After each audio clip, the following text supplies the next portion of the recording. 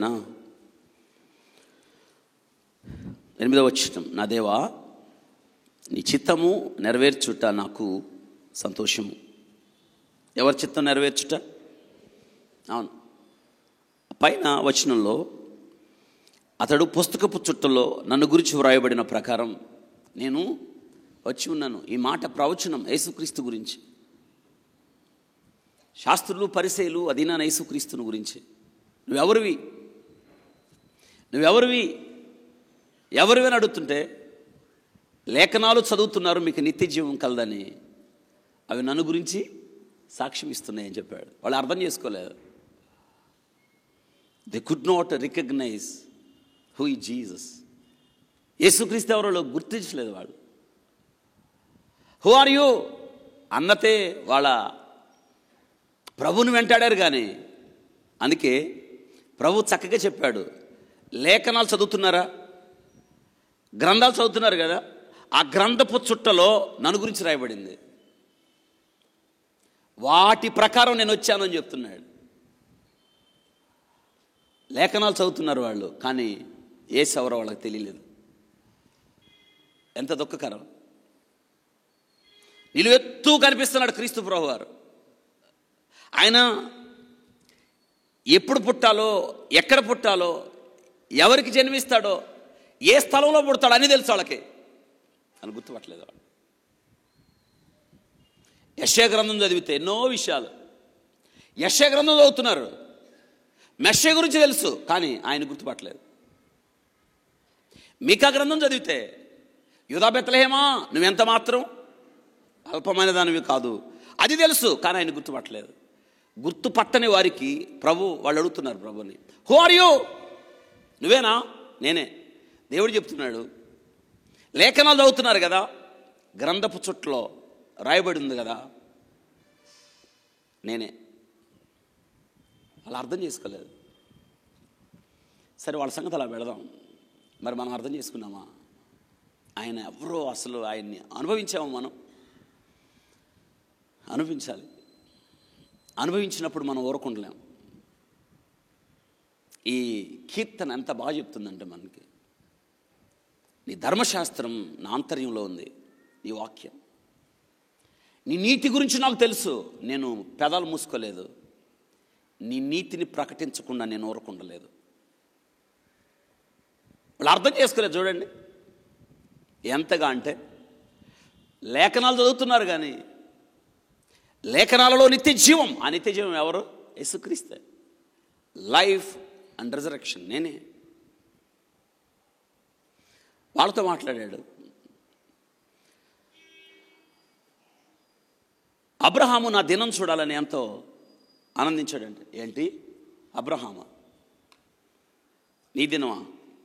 అబ్రహాము కన్నా ముందున్నాను అన్నప్పుడు నీకు నిండా 50 ఏళ్ళు లేవు. ఒక్క విషయం అర్థం చేసుకోవాలి వాళ్ళు. దేవాలయం గురించి చెప్తున్నప్పుడు ప్రభు 46 ఏళ్ళు కట్టారు ఈ ఆలయం తెలుసా నీకు అన్నప్పుడు దేవుడు చెప్పాడు, ఆలయాన్ని పడగొట్టండి, 3 దినాల్లో దాన్ని పగపగ మండిపోయారు వాళ్ళు. వాళ్ళ ఆలయం, ఇందాక చెప్పింది అదే నేను వాక్యంలో, ఆలయాన్ని వాళ్ళు, ఆలయానికి ఒక యూదుడుకున్న సంబంధం ఎలాంటిదంటే, ఇప్పటికీ ప్రపంచంలో 800 కోట్ల మంది జనాభా, ఈ ప్రపంచం దాటిపోయింది. 800 కోట్ల మంది జనాభాలో 92 లక్షల మంది చాలా ప్రత్యేకం. ఆ 92 లక్షల మంది ఉండే ఈ ప్రపంచంలో వివాదమైన స్థలం 37 ఎకరాలు. అదే కోరేషు తిరిగిళ్ళి ఆలయం కట్టమంటే కట్టారే. ఎజ్రా గ్రంథం, నెహెమ్యా గ్రంథం మనం చూస్తాం. ఆలయం కట్టబడ్డం, ప్రాకారం కట్టబడ్డం. ఆ తర్వాత 37 ఎకరాల స్థలం దురాక్రమణకు లోనై అది పాలస్తీనా వాళ్ళ ఆధీనంలోకి వెళ్ళిపోయింది. గతంలో నేను చెప్పాను, జ్ఞాపకం ఉందా? ఇప్పుడు అదే ఈ ప్రపంచంలో అత్యధిక భయానకమైన సమస్యాత్మకమైన సెన్సిటివ్ ఏరియా ఏంటంటే 37 ఎకర్స్. నీ ఊరు గప్పిన నిప్పులాగుంది. అక్కడ ఏది జరిగితే ప్రపంచ యుద్ధం వస్తుంది. దేవుని రాకడ గుర్తులు ఆ 37 ఎకరాలతో ముడిపడి ఉంది. వాళ్ళు అర్థం చేసుకోవాలా? దేవాలయాన్ని పడగొట్టండి, 3 దినాల్లో దాన్ని లేపుతాను అన్నప్పుడు వాళ్ళు అనుకున్నారు, ఈ దేవాలయాన్ని గురించి ఇట్లా మాట్లాడతాడా? ప్రభు మాట్లాడిన దేవాలయం ఆయన యొక్క, కానీ అర్థం చేసుకోవాలి, ప్రభు మీద నేరాన్ని మోపిన ఆయన మీద అభియోగాలు అంటారే, కోర్టులో ప్రవేశపెడతారే, ఇది ఒక అభియోగం. ఈయన మన జనాలను రెచ్చగొడుతున్నాడు, మన ఆలయాన్ని గురించి తక్కువ మాట్లాడాడు, 46 ఏళ్ళు హేరోదు గడితే ఈయన ఎన్ని రోజుల్లో లేపమంటున్నాడు. ప్రాణి ప్రభు మాట్లాడిన దేని గురించి? అవును. అందుకే పేతురు వాళ్ళకి అద్భుతమైన వర్తమానం చెప్తూ, తెలియక సిలువేశారు, తెలుసుంటే మీరు వేసేవాళ్ళు, అర్థం చేసుకోవాలి వాళ్ళు. అందుకే దేవుడు వాళ్ళని కనికరించాడు. ఈరోజు మన సంగతి ఏంటి? ఆయన చిత్తము మన జీవితంలో ఉంది. ప్రభు చిత్తాన్ని నెరవేర్చే వారికి ఉన్నామా? కోరేషు నా మంద కాపరి, నా చిత్తమంతయు నెరవేర్చువాడా? దావీదు దేవుని చిత్తాన్ని నెరవేర్చువాడిగా, నా ఉద్దేశాలన్నీ నెరవేర్చువాడిగా ప్రభు సాక్ష్యం చెప్తున్నాడు. యేసుక్రీస్తు ప్రభు వారు నా తండ్రి పనుల మీద నేనున్నానని మీకు తెలియదా అని చెప్తున్నాడు. తండ్రి, చేయడానికి నువ్వు నాకు ఇచ్చిన పని నెరవేర్చి భూమి మీద నిన్ను మహింపరిచితిని ప్రభు చెప్తున్నాడు. 12 ఏళ్ల నుంచి ఆయన ప్రయాణం చూడు ఎలా సాగిందో. సరిగ్గా 33 సంవత్సరాలకి శిలువ మీద ప్రభు అన్న మాట సమాప్తమైంది. ఏంటి? తండ్రి తనకు అప్పగించిన గిన్నెత్తి పట్టుకొని తాగేశాడు. చిత్తాన్ని నెరవేర్చేవాడు ఆయన. మరి మన సంగతి ఏంటి? ఆయన చిత్తాన్ని నెరవేర్చేవారిగా, ప్రభు కొరకు బ్రతికేవారిగా, ప్రభు కొరకు ఆయత్తపడి ఉన్నవారిగా ఆయన కొరకు బ్రతకండి. ఇక నుండి ఆయన కొరకు జీవించండి. పౌలు గారిలాగా చెప్పండి, బ్రతుకుట క్రీస్తే చావైతే.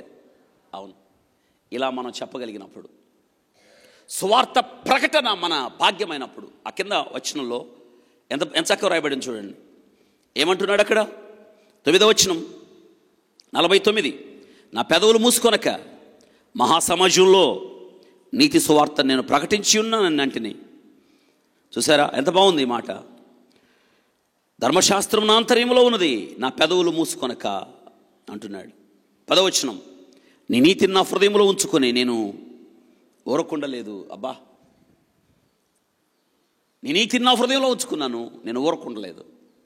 ప్రభా, నిన్ను ప్రకటిస్తాను ప్రభా. ఇక నేను పౌలు గారిలాగా చెప్పండి, సువార్త ప్రకటించడానికి నేను రుణస్తుణ్ణి.